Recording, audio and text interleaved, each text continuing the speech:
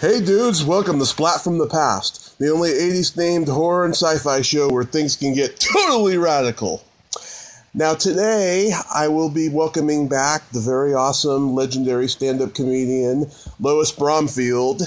You may remember I interviewed her earlier this year, and I'm having her back on again to talk about her one-woman show and her book and her podcast that she has coming up and all that stuff, and it's going to be pretty cool. She informed me she has a bit of a cold, though, and so she can't talk for very long, but it'll be insightful and humorous nevertheless, and I can't wait. Today is the birthday of Scream Queen Suzanne Snyder. I met Suzanne back in February at Silver Scream Fest in Santa Rosa, and I met her again last weekend at Sinister Creature Con. We're supposed to do an interview at some point. I don't know when. We were supposed to do it back in June, but it never came into fruition. But happy birthday, nevertheless, to Suzanne Snyder. You are awesome.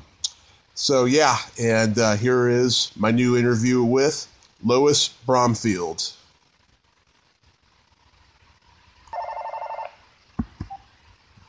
Hi, comedy whore. That's better. I got to tell you, last night I just had such a bad sore throat, and then I was pretending I was okay, and I kept going out and doing stuff, and I just feel like shit. It's only 4 in the afternoon, and I feel like shit. Wow. This is why I said I don't want to talk too long. My throat is so sore. I don't know what the hell. Went to London and just around a bunch of sick fucking comics and people coughing and fucking Brits, man. They're just sick and they have shitty teeth. Yeah, and there's plenty of fog out there. Yeah, it's foggy. It's just bad. So I never get sick ever. So this is really rare for me to have a sore throat. I feel terrible, but yeah, I never give up. I never give up talking about myself. So isn't that nice? Well, yeah, I'll tell you, you put a curse on me. Why? The last couple of months, I've been just thinking nonstop about your clit. Shut the fuck up. Why? That analogy you gave me, it's like a red rock in dust or something like that. That tells me that your pussy is chock full of minerals. It's just fantastic. My poor wife, the two of us, I did this joke in London about how we never have sex, only at Christmas time because the dildo's shaped like a Christmas tree, and no one laughed at all. It didn't get any laughs at all. Couldn't believe it. I did it 5 times. Never a single laugh. Only one guy at the back of the room laughed really loud. I mean, it was such a dead joke, and I really love it, but I can't do it again. 5 times. I always give a joke 5 tries. That's it. It's done. Well, the audiences, they're all full of soulless twats, so don't be discouraged. They just didn't get it. They were just too young. They're too young or something. Or not, I gotta have an audience that's a little bit bitter or a little bit rusty around the edges. Otherwise, some of the stuff doesn't work. But I had fun there. It was really, really fun, actually. That's great. I just realized, it's like I think this time around I thought, this is great, but I don't really need to do it that much. It's like you kind of go back and you realize that you've already done all this before, and it's fun, but it's like, why am I still doing this? This is been there, So I think for me now, I would go back, maybe do the Edinburgh Festival, because I've never done it. Have you ever heard of that? The Edinburgh Comedy Festival? Oh, fuck, it sounds like fun. Yeah. So I might do it maybe for like 2 weeks next summer, and that's kind of all I want to do. I don't really think I want to do any more stand-up like on a regular basis. It's just, I just don't want to. So I'm just done with it. I did it for 35 years. So. Yeah, it's a weird time for stand-up right now and stuff. But like you do have a one-woman show, so tell me about it. It's kind of really not. I mean, it's not like a put-together, structured show like a lot of people have. Because the thing is, I see some of the solo shows people do. Some of them are really bad. I mean, some of them are just like the sort of gratuitous kind of, I don't know, you give something a title and there's not really, they're not really writing anything. So I don't know. Like, I don't want to sit on stage in a chair and talk about my father, like that kind of stuff. Yeah. I just hate that shit where somebody sits in a chair and smokes for an hour and talks about how bad their father was. I I don't like that. I don't want to do any of that. So I don't know what to do. So what I ended up doing was just talking about being a lesbian and being married and how it sucks and about, I just talked about like this stuff about being gay, and the whole thing's got to just kind of be that. And I sort of strayed from it this time. I didn't have it really organized, and I think that made me kind of feel like, you know what, if I'm going to do this, I got to take it more seriously. So maybe when I go to Edinburgh next summer, by that time, I think I'll organize a show so it's structured as a, I'm an older woman, I'm old, and I'm a lesbian, and this is all the shit that is great about being gay. This is all the shit I don't know about being straight. You know what I mean? Yeah. I said in my act, I only saw a few penises in my life, and the only ones that were really impressive were the ones in sex shops because they're purple and they have they're shiny. The real ones are kind of dull and gray. And that stuff really went over well. People really laughed at that. So then I thought, that's my show. It has to be about how I'm clueless about being heterosexual and clued in about being gay, and it's got to be something like that. And it's something really funny like that. But I don't know. Yeah. I don't know. That is pretty good, though. Yeah. Yeah, it's got to be that. Otherwise, I don't want to do. Yeah, I mean, I saw. I see people doing solo shows that are they're heavy-handed, and then they have this, or they're funny, and then they have a sad moment. Who fucking cares? I don't want to have a sad moment where my cat died and then my whole life changed. Fuck off. I don't want that. I just want people to laugh constant for an hour. That's it. That's the only goal. So, I mean, it's kind of the point, right? You're a comic, and they say in Edinburgh people do shows that aren't funny at all. Like they do these really long-winded sort of stories about their lives, and the critics really love it. I don't know how. And so, I don't know. It's just strange. England is really strange and fun. It is, yeah. I was interviewing this Canadian sketch and improv comedian, Abby Haggard, and she did a one-woman show, and I think she was doing it in New York City or something, and she did this performance where right in the middle of the performance, somebody in the audience, their cell phone rang, and everyone stopped to look at her, and she picks up the cell phone and says, "Hi," and then the next words out of her mouth was, not doing much, and that made Abby cry on stage. Oh my God, that's awful. Yeah. It's so awful. Oh, yeah. Fuck, that's so fucking horrible. God. Yeah, that's what I mean. I mean, it's like stuff you don't want to do, and it's at a certain point in your career, I guess you can do that, and that's kind of what you're going to talk about in 20 years. But you don't want to go back and do that kind of stuff and have that kind of behavior or treatment because you kind of graduate from that. But that's too bad. How old is she? Is she young? A young comic? Or is she older? Oh no, she's like in her 60s. Oh yeah, that's no good. She can't take that shit. That's terrible. Yeah. Oh God. Well, I've never had anything like that happen. I mean, in my show, people don't dare heckle me. They just don't do it. And if they do, they're nuts because they just shouldn't do it. It doesn't work. I welcome it because it gives me a chance to open people up, Yeah. But it rarely happens now. So, but it was really fun to go there, and I loved it. And London is a great city, and so when I came back here, I started looking at my thing I've been writing for years, these memoirs, these things about living in Hollywood, and I thought, I really want to write this because I keep writing it and not putting it together, and so now I'm going to focus on that until after the new year. Just try to make it into something that's fun to read. That's all. But I've got such great stories. I mean, everybody has great stories who lives in Hollywood, but I have I've picked 6 really funny stories about my Hollywood 24 years. Mm-hmm. So, pretty good.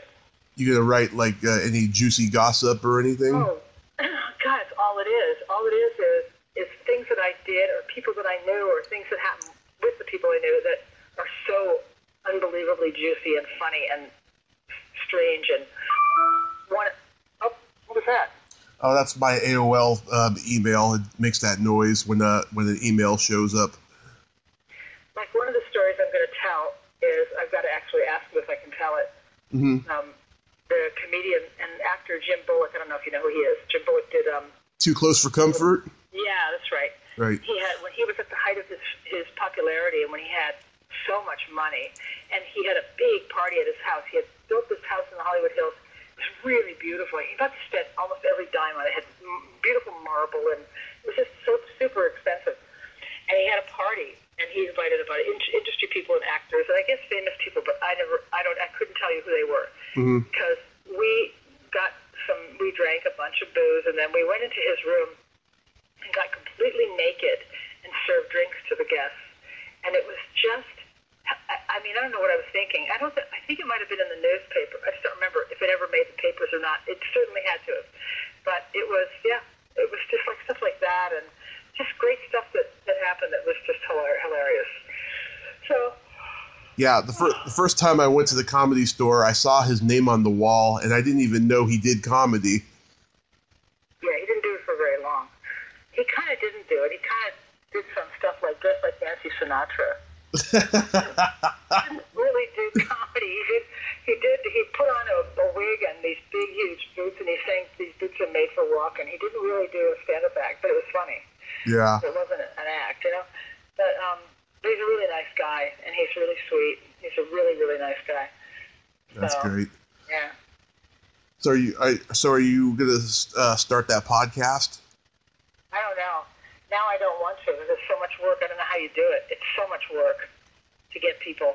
I'm trying to get people here, but you know, this little town, people are so boring. First of all. Yeah. And I interviewed a few people, and it was really boring. And so I kind of bailed on it. I kind of went, I can't, this is not interesting at all.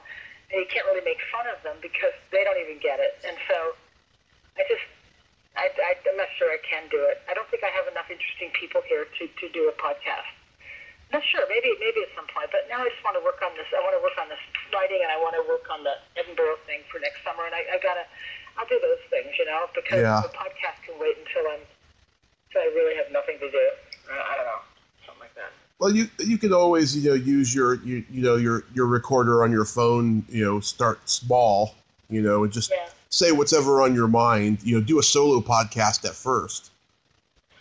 Yeah, maybe. But I always think that a non-visual podcast is not that good if you're doing it by yourself.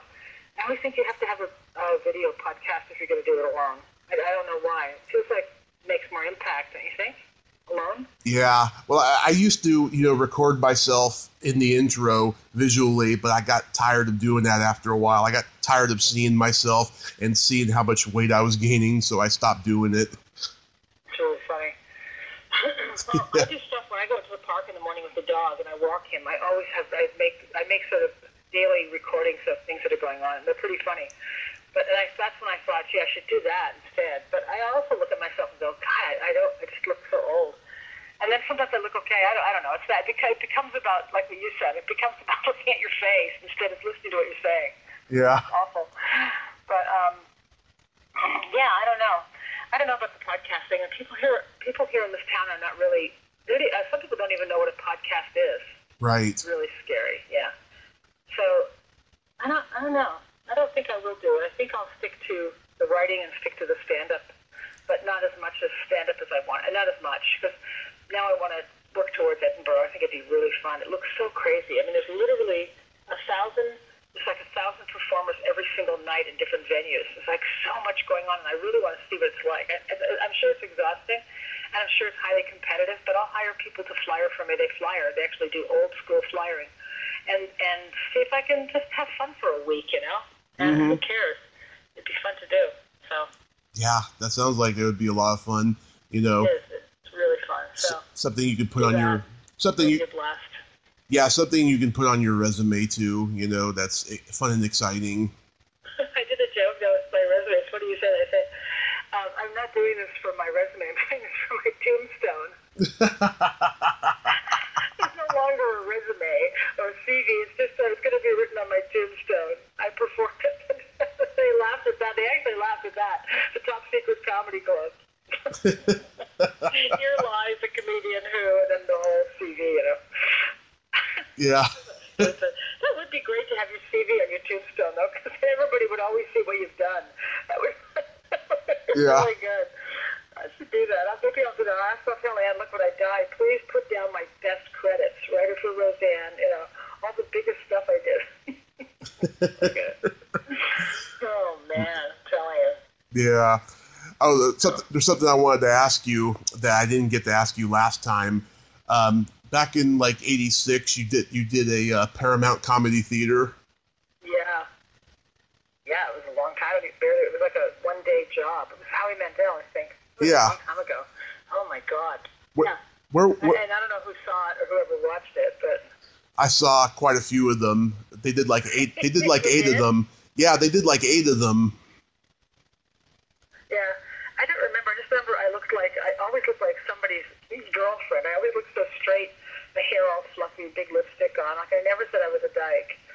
I always pretended I was somebody's girlfriend or somebody's mom, young mom, or I don't know. I don't know how people believed I was not gay because I never had a boyfriend. I never liked the man. I always told him. I never went out with any of the males that I knew, and I walked like when I wore dresses and dresses, I walked like a guy. Like I never was a girly girl at all. Mm-hmm. So it's so funny that people thought I was straight for even 5 seconds.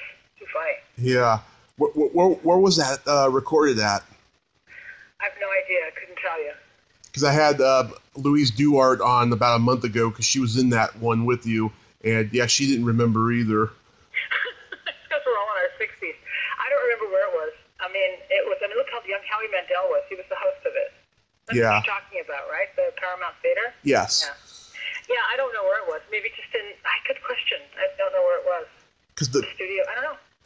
So long ago, I don't remember at all. Yeah, because the background wall is so cheesy and 80s looking. It's like, where the fuck is that recorded at? Like some club in L.A.? It might have been. It might have been some cheesy little club. It might have even been a studio where they put up a background and then had an audience. I don't remember. I couldn't tell you. Yeah, Paramount. There's so many shows where I can't even tell you where they were filmed or even what the date was of the year. Because the thing is, there was busy years in my career where you're just doing stuff all the time, and then you stop doing stuff and you don't remember any of it. You just remember the paychecks, and so you just see, oh good, I made $1,000 then, which was back then was a whole bunch of money, or you make $2,000, or you get residuals, and you get a whole bunch of residuals in the mail from stuff. It was great. That was the most fun part of being in Hollywood, is that you just made money for really doing nothing. Right. And so you kind of go, fuck, this is really easy in a way. And then later on, when you try to make money, you realize it's really fucking hard. And then you go, fuck. Now when I became a writer and I sat in writers' rooms from 10 in the morning till 4 in the next morning, and you go home for 2 minutes and sleep and come back, you realize you're really working your ass off for a lot of money. Oh my God. Yeah, it was really hard. It was hard. It was fun, kind of, but then you'd see big fat paychecks, and you couldn't even stay awake to read the whole paycheck. Like, you were just so fucking tired. And I don't know. It was crazy. 23 years. It was fun. Wow. Yeah. And all that shit that's going on now, you know, with Roseanne and the show and everything, that's just insane.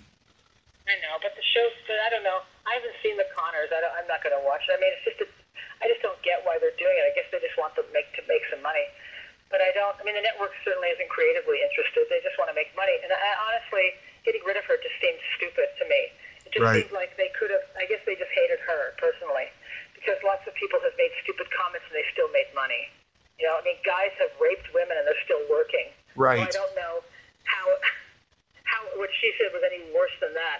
Certainly, she shouldn't have said it, and she's an idiot for saying it. But you know, she's a comic. Comics are stupid. We say stupid shit all the time. We're idiots.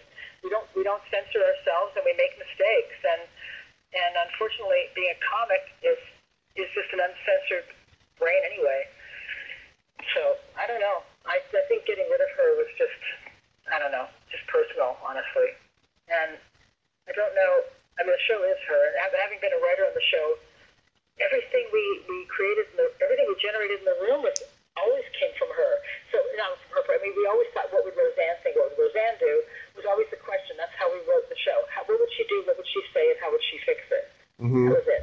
And so to have the cast try to fill that in is, I think, really hard. Have you seen it? The new one? I saw the first 2 episodes, and I actually loved it, but I haven't seen the Connors. Wow, great. Because it was about her, though, wasn't it? Yeah. Yeah. But I haven't. What do you do after that? That's what I don't know. You know. Yeah, I haven't seen the Connors, and I have no desire to. Yeah, I haven't seen the Connors. I don't know. I just don't get. Just think of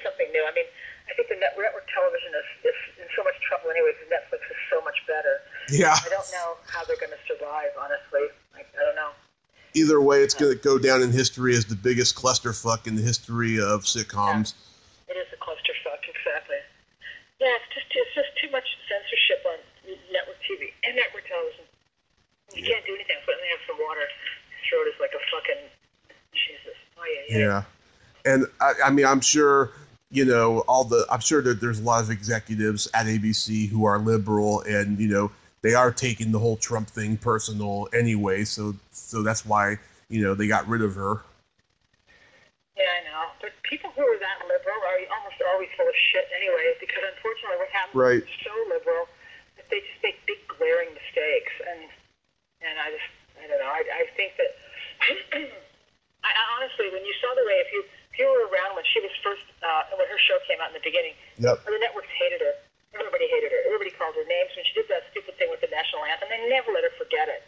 Yeah. They just hated her. A big, fat, white woman who's funny and smart. So that's what they hate in America still. They still hate it. So imagine in the 80s, in the late 80s, when she got her show. It's a miracle she got a show. And then from that point on, since she wanted to control things, they fucking hated her. So Roseanne has really, really been hated almost the entire time. And I think it's been really hard on her. And when it's been hard. I remember her coming to the stage and having to she had to be so tough to get her way. It was awful. It was hard. Yeah. So, I don't know how she survived it, but she made a lot of money and she deserved it. Absolutely. But true, yeah. She's my buddy. I like her. I think she's great. Yeah. So, you can do. As soon as I saw that special uploaded, I had to tag you in it. Oh yeah. Funny. Hey, yeah, I love that you talked to Louise Duarte. I haven't talked to her in 30 years. I mean, I don't even think I haven't had any contact with her at all. How is she? I'm glad she's still alive. A lot of comics died already. So. She's great. She's up in Maine, I want to say, and she's doing this web series thing with her husband. And God, she had some great show business stories. I'll tell you. I'll bet. I don't doubt it. She did a whole, but she was in a different direction than me. She did a lot of impressions. Yeah, her impressions were good. We did a talk show. I don't know if she remembers this. We did a talk show in Atlanta, I think it was. We were both in town. We were playing the same club, and I was so dirty, and she was so clean and nice, and they kept having to bleep me, and it was just. I think it was. I wish I could find it. It was Good Morning. Steve Moore had it, and then when Stevie died, his stupid family threw out all of his tapes. He had so much incredible stuff that even up with old TV shows and old interviews and of me and of he and I and a whole bunch of comics. And he had invaluable stuff, and his idiot family threw it all away. Wow. It was a horrified ride, but I couldn't get it in time. I was in Germany, so yeah. I mean, Louis Duarte and I were on the show, and it was really, really funny. I don't know. Now my throat's really closing up.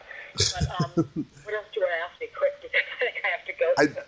I did many impressions for her, and she was laughing her ass off. She loved my Seinfeld impression. Oh, it's too funny. It's great. Hey, who's listening to your show? I haven't heard your podcast. You know that, right? How do I hear it? You got to give me your You go on YouTube. Well, I'll send you the link. You go on YouTube and subscribe. That's where I do it because I upload it to YouTube. Yeah, I'll totally subscribe to it. I want to hear it. Yeah. But you're editing stuff out, right? You're not just like putting everything in. So you're just editing what you want. And how long is it? How long is your podcast? Oh, I've done episodes that are 20 minutes. I've done episodes that are 2.5 hours. It just depends on, how much time the guest has or how much we have to talk about, all that stuff. Wow. That's pretty good. Do you just do one guest per podcast, or do you ever do two people, or you just, it depends, right? I don't have the patience to interview two people at once, so every episode is one person. Wow.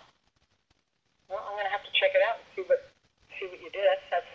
Is it called something, or is it just your name? It's called Splat from the Past. Oh, Splat from the Past. Yeah, I know that. What am I, nuts? Oh, God. This whole medication.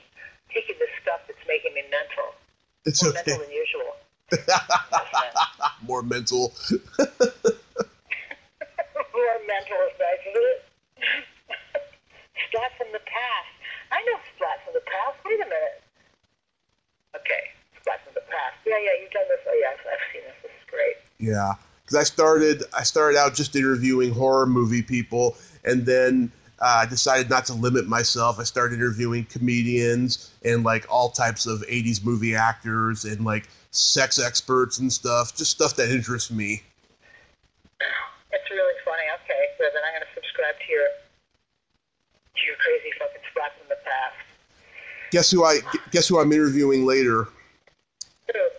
The girl that doubled for Janet Leigh in Psycho, Marley Renfro. Oh, great. Lucky you. That's really great. Well, how'd you get her to do that? That's really funny. I found her, okay, I find everybody on Facebook or Twitter or just the internet in general, but I found her on LinkedIn.com, and she was willing to do it and stuff. And, yeah, she used to be in Playboy and stuff, which is perfect because I'm a Playboy collector, That's pretty good. Well, I'm glad you're doing that. I wish I had more to say that was fun, but I don't because I was this cold and I feel terrible. This is stupid. It's so funny to keep talking about how sick you feel when you're doing an interview. It's okay. And I'm in Germany where it's freezing fucking cold now. Just freezing cold. It's so cold here. Where's my dog? Max, where are you? My little dog. I love this stupid dog more than anything. Yeah, I love that the pictures you posted, the two of you. Oh, I'm so in love with him. It's awful. My partner thinks my lovely wife thinks I'm mental. I just love him. I hug him, kiss him like that. And then he just goes, leave me alone. And Anne says, what about me? I said, oh, you're not a dog. You don't have fur. You don't have a cute little nose. Don't get any hugs from me. I don't know what else to tell you. So, yeah, I guess, All right, Lois. London was great, and Edinburgh is going to be great, and my memoirs, hopefully, stupid fucking memoirs. Maybe I'll put it on a tombstone. I keep thinking I should just do big death stuff, but everybody does that. I don't know. I'm trying to think of somebody else you could interview. Have you interviewed any, do you have a whole list of people that you have to book it way in advance? Yeah, I guess so, huh? Yeah, I mean, I email people daily, constantly, and like I write down, the schedule of what I have that week and stuff. But yeah, I mean, I've interviewed so many comedians, from the Comedy Store and stuff. Yeah, I bet. Have you ever interviewed Argus Hamilton? I've been trying to get Argus, but he hasn't responded. Yeah, I'll tell him I did it. He'll do it. He'd be great. I'll tell you why. He knows every single thing. He knows more than I do. He knows everything that's gone on. He knows what everybody's doing. He knows what everybody's done. And plus, he was Missy's boyfriend for 15, 20 years. Yeah. I mean, he would be great to talk to because he'd be really long-winded and he would tell you everything. Yeah. He knows that place really top fun. And bottom. Yeah. Yeah, I'll tell him. I mean, I can email him. I can message him and say, you should do Tommy's show because I did it twice and it's really good and you should do it because lots of people are doing it. And he might do it. He never responded at all when you asked him to do it. I sent him an email. So. Oh, that's too bad. You sent him just one, right? A long time ago or recently? Probably about 4 or 5 months ago. Yeah, that's too bad. Well, he should at least respond. I hate that. I always think you should respond to everyone. Yeah. You can't just ignore people. It's ugly. Well, it's funny because he was on the Comedy Store podcast, right? And he claimed to be, he claims to be, he's like one of like 4 guys that was involved in the strike that claims to like be the one who started it, right? So I mentioned on Twitter that he was like the 4th guy or something, and like they brought it up like the very next week on the next episode, which I was very flattered by. And I don't know, he may have seen that and probably got offended. Yeah, but you know what? The whole business is offensive anyway. I mean, but he's not really doing it anymore. I don't know what he's doing. He's old like I am. He's actually older than me, I think. But he should do your show. It'd be fun. Comedy podcast. Yeah, we'll see. We'll see. All right. Well, it's great talking to you. I gotta go and sneeze myself to death, and then that's it, dude. You too. Okay, Lois. Get well and have happy holidays. Thanks. And listen, if I ever get this memoir published or self-published, then I'll ask you if I can do your show again, and I can promote it. Awesome. That would be just awesome. Thank you. I would love that. I'll be about 68 by then. It's perfect. Okay. I'll talk to you later. Okay. Talk to you later. Okay, bye, sweetheart. Bye. Bye-bye. Well, there you have it. Lois Bromfield. Ain't she a sweetheart? Thank you so much, Lois. I just love talking to you. You always make me laugh, and you got great stories full of insight and wisdom. If you like this video, everyone, please subscribe to my YouTube channel, add me as a friend on Facebook, join my Tommy Kovac comedian page on Facebook, follow me on Twitter and Instagram, and all that fun stuff.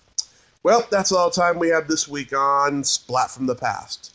Until next time, this is Tommy Throwback Kovac saying, there's no shame in living in the past, because the present sucks. Later, dudes.